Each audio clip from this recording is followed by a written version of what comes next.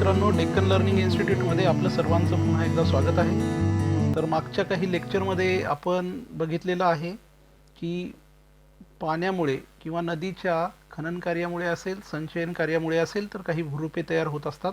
त्यानंतर आपण वाऱ्यांच्या खनन कार्यामुळे किंवा संचयन कार्यामुळे काही भूरूपे होतात याबद्दल सुद्धा आपण अभ्यास केलेला आहे. तर आपण या लेक्चरमध्ये आपण सागरी कार्यामुळे किंवा सागरी भूरूपे कुठली कुठली असतात याबद्दल आपण सविस्तर अभ्यास करणार आहोत. तर सागराच्या पाण्यामुळे, लाटांमुळे त्या किनाऱ्यावर असेल किंवा सागरी भागात काही खोल म्हणजे आपण म्हणू उथळ भागामध्ये काही भूरूपे आपल्याला बघायला मिळतात. तर ते कुठली असतात त्याबद्दल आपण बघणार आहोत.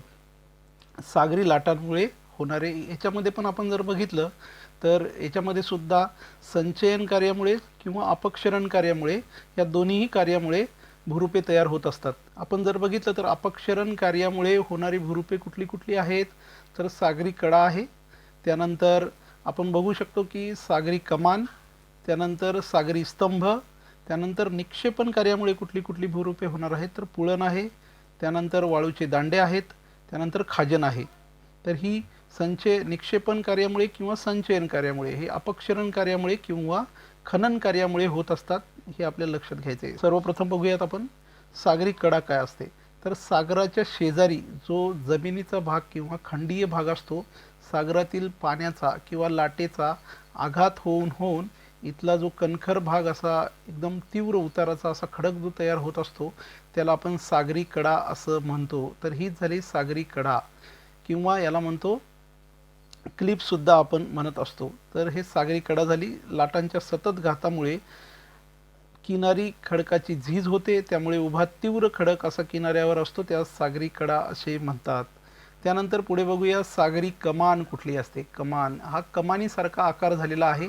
आपण बघू शकतो इथे सागराचा आघात झाल्यामुळे काही दिवसापूर्वी आपण जर बघितलं तर ही सागरी कडा इथे होती, तर इथून ही पडत पडत आपण म्हणू की त्यानंतर इथे कमान झाली असेल, त्यानंतर इथे कमान झाली आणि इथला जो मृदू खडक या भागामधला लाटांमुळे तो घर्षण झाल्यामुळे त्याचा अपक्षरण होऊन तो वाहून गेला आणि असा कणखर खडक अशी कमान आपल्याला बघायला मिळते. तर याला सागरी कमान आपण म्हणू.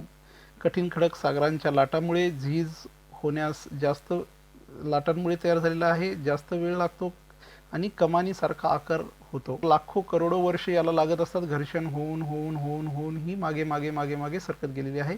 तर काही दिवसानंतर ही कमान पडल्याच्या नंतर उभे असे स्तंभ तयार राहतात आणि हे आपण बघू शकतो इथे स्तंभ तयार झालेले आहेत.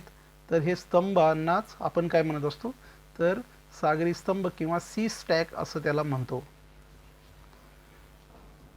आपण बघू शकतो इथे सागरी स्तंभ काय असतात, राईट. तर त्यानंतर काही जर हे पाण्याच्या खालीच असतील म्हणजे हा काही दिवसांनी याचं घर्षण होऊन होऊन पाण्याखाली जाईल, सबमर्ज पार्ट ऑफ दी आपण म्हणू stack is called as stamp, त्याला स्टॅम्प असं म्हणतात. यालाच आपण सागर खुंट असे सुद्धा म्हणू शकतो. तर हे आपल्याला अपक्षरण कार्यामुळे झालेली भूरूपे आपल्याला या सागरामध्ये बघायला मिळतात. त्यानंतर आपण बघूया पुळण.